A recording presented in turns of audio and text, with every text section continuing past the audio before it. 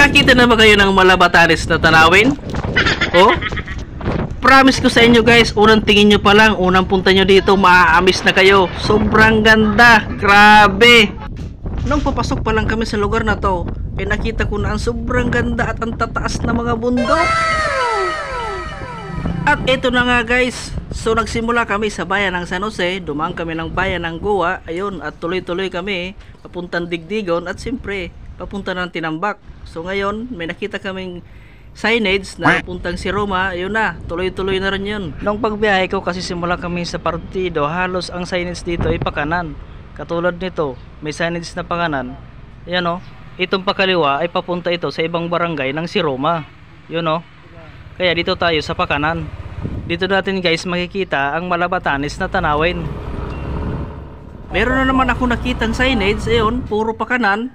Tingnan nyo no, papunta na yan doon sa paruroonan nyo. At siyempre, dyan na yan magsisimula ang kalbaryo nyo. Kasi grabe ang init. Siyempre tama nga naman na mainit ang biyahe kasi madulas ang daan kung tag-ulan. Pero makikita nyo ang daan dito, napakaganda. Pero siyempre, pag malapit na kayo sa pupuntahan nyo na Malabatanes ang tanawin, ay siyempre doon magsisimula ang mga lubak-lubak na daan. Kasi hindi na yan simentado kasi papunta na yan dito sa kabundukan. Pero alam nyo guys, simula nung pag-akyat ko dito, nakita ko na ang makapigil hiningan tanawin. Tingnan nyo naman, oh grabe, sulit ang pagod kahit mainit. At siyempre guys, pasensyahan nyo na ang boses ko na nabubulol-bulol.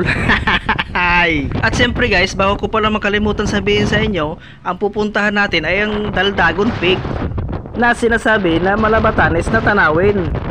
At siyempre guys, bago kayo makapunta dito ay magtanong-tanong lang kayo kung saan ang barangay Daldagon. At siyempre habang kami ay papunta dito, may nakita ako na elementary school ng Daldagon, bayan ng si Roma. Dito yan sa Camarines Sur.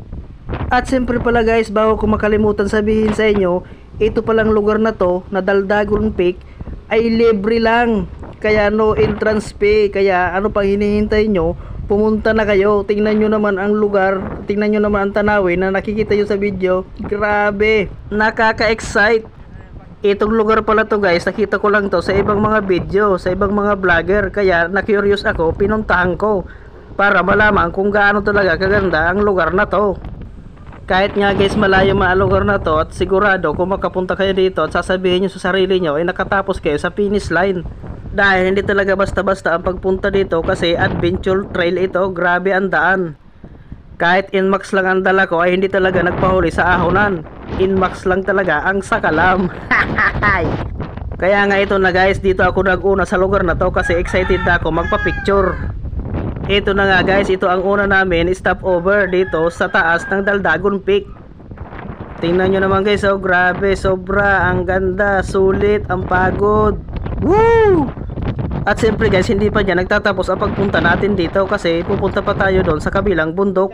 Abang-abangan nyo lang at nagpa-picture lang kami dito saglit kasi maganda rin naman dito ang lugar. Pero guys, kung mapapansin nyo, medyo kalbo na ang naapakan namin. Kalbo na ang mga damo dito kasi mayroon yatang nagka-camping.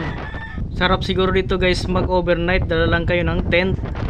At siyempre guys, bago tayo lumipat sa kabilang bundok, sulitin muna natin ang tanawin dito. Ayun guys, oh, kung makikita nyo yon, doon tayo pupunta. Mataas na bundok yan. Kung makikita nyo sa personal, grabe, sobra, matatarik ang mga daan. So ayun guys, tara na at tawirin na natin ang kabilang bundok. Tingnan nyo guys ang daan, grabe, matatarik talaga. At ito na nga guys, pababa na kami sa bundok at aakyat na naman kami sa kabilang bundok. Pero kung makikita nyo yung guys, grabe, pag nakita nyo to sa personal, sobrang tarik ng daan, paahon, palusong, sobra, pero enjoy.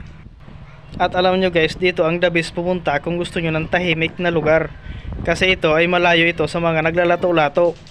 At ito pala guys, share ko sa inyo, bago kayo pumunta dito, dapat pala full tank ang gasolina ng motor nyo. Kasi nang pumunta kami dito, saktuhan lang. At akala ko nga magtutulog ako ng motor kasi baka maubusan ako ng gasolina. Grabe. Imaginin mo na lang guys, magtutulog ka ng motor sa matataas na paahon.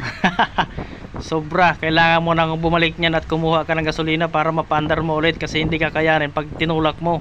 Kaya nga guys, bago kayo pumunta dito, siguraduhin nyo na full tank ang motor nyo kasi malawak pa ang pupuntahan dito. halos pag akyat mo dyan sa kabundukan ay marami pantadaanan dyan na pwede nyong motorin. Hintay-hintay lang kayo guys, kasi pagdating natin doon sa pinakatuktok, ipapakita ko sa inyo ang napakalawak pa na daan na pwede nyong puntahan gamit lang ang motor. Kasi guys, tuloy-tuloy lang pala itong kalsada na to. Ayan guys, selfie-selfie muna kami kahit nakakapagod ang daan, pero siyempre sulit kahit sobrang init. At ito na nga guys, sa wakas nandito na tayo sa tuktok na gusto nating puntahan. Kung mapapansin nyo guys, ito yung pinakamataas na bundok. Yun guys, oh, tingnan nyo, grabe, ang ganda talaga guys ng tanawin dito guys, parang Malabatanes ang datingan. Nag-iinayang lang ako nung pagpunta ko dito kasi empty na ang gas ng motor ko. Dapat pala pinultang ko kasi marami pang at malawak pa ang pupuntahan. Katulad dun sa kabila, pwede ko pang tawirin sana, pero nagkataon na wala na talaga. Kaya ang ginawa ko na lang, kung saan ang pinakamagandang spot, doon na lang ako. Doon na lang kami nagpicture-picture, at least kitang-kita naman ang ibang mga tanawin. At ayun guys, kung makikita mo yung lawa na yun doon, nasa taas na pala ng bundok, pero may tubig pa rin. Grabe ano, pero yung dagat nasa baba. Ayun guys, kung makikita mo yung lawa na yun, nasa taas yan, pero may tubig pa rin. Pero yung nasa baba, yun ang dagat. Grabe talaga na, amazing.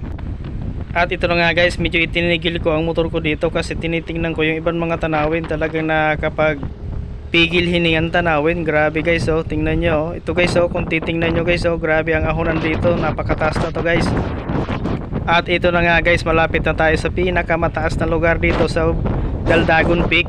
Ito guys, oh, dito na tayo guys magpa picture picture.